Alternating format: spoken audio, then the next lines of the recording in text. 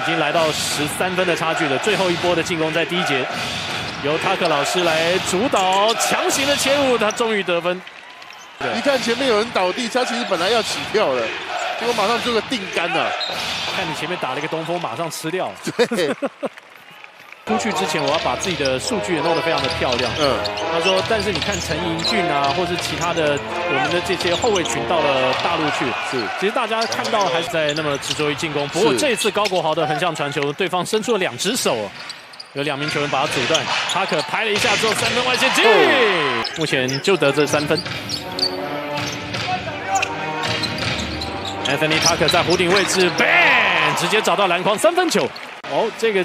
三明治的防守看起来蛮成功的。对，我们看这一球德威真的是防守做得很好啊。他从比较这一球 ，Tucker 又来一记3分，看起来他的攻击还是比较脆弱的一个环节。这么靠近篮筐，但都没放进。主要应该还是体能没有完全的恢复。超前的一节，篮板比较明显落后之后呢，现在这几节看起来还不错，有把篮板球给把握住。哎呀，2个和尚没水喝。对。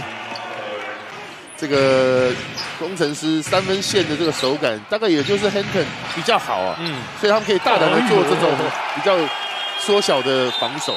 哇，这一下子，而且在篮筐上停了大概快1秒钟了。是，